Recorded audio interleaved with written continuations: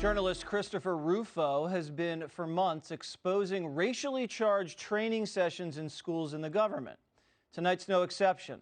According to documents obtained by Rufo, Seattle Public Schools held a teacher training session where they accused the U.S. school system of, quote, spirit murder, which means schools murder the souls of black children every day through systemic, institutionalized, anti-black, state-sanctioned violence. City Journal contributing editor Christopher Rufo joins me now. What the hell does that even mean? You know, it's a term that emerges from academia that has become in vogue amongst educators. And the idea is that systemic racism, white privilege, and all of the other characteristics of American evil have conspired to murder the souls of black children. And it sets the premise for what they call the abolition movement, to abolish whiteness, to abolish white-dominated schools, and to abolish the framework of the United States itself.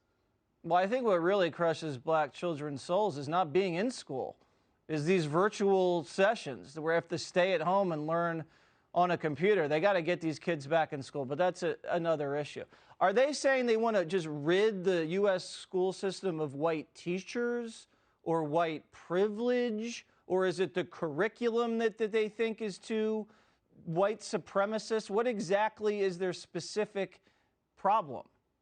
The specific demand in this training was to get white teachers in the room, in the Zoom room actually, and to teach them to what they call bankrupt their privilege. So it's basically a kind of spiritual conversion. They have to admit their complicity in the white supremacist society, shed themselves of their white privilege, and then bow down to the new anti-racism.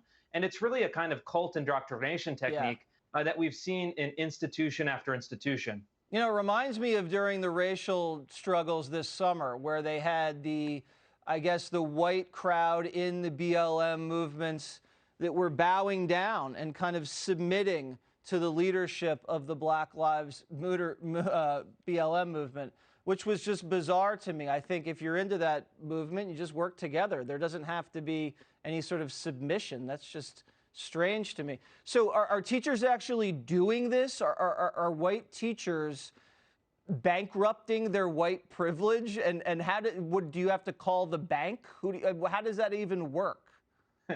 Yeah, I mean, it's all for show, right? I mean, none of this stuff is actually real.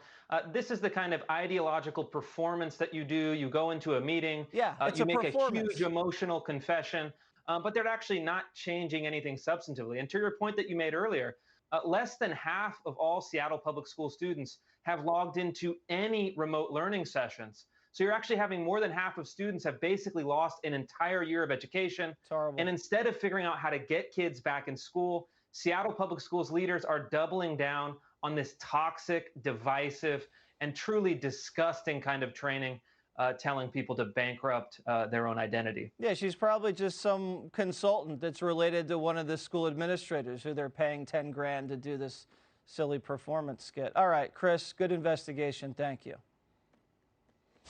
Joining me now is Horace Cooper, Project 21 co-chairman. Do you want to react to any of that garbage? Well, you said it exactly. It's garbage. Look, we're going to have to go back and apologize to Lester Maddox and Bull Connor.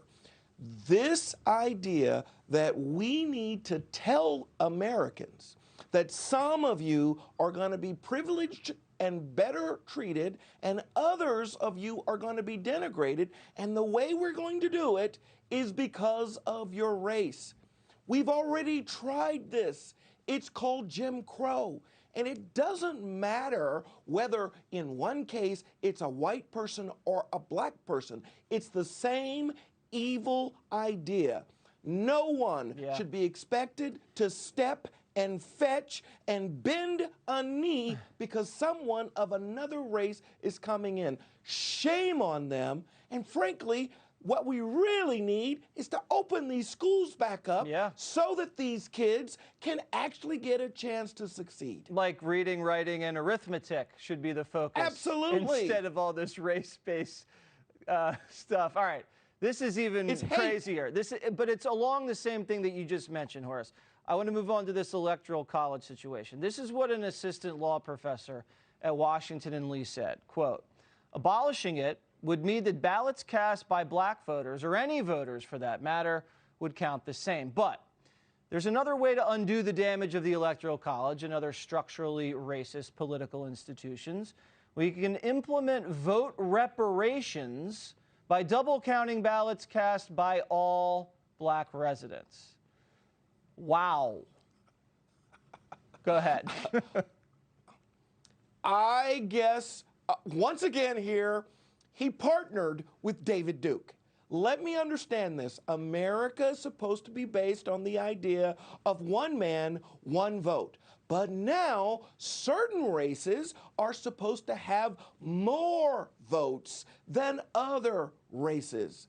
It's not just unconstitutional, it goes far afield of the idea that we're all supposed to be Americans. I've actually written an op-ed on this very topic. It's crazy, it's unconstitutional, and it's just Jim Crow redux for the 21st century. It's a terrible idea. Horace, I think Republicans need some vote reparations from the last election. Maybe we could try that. Thank you very much.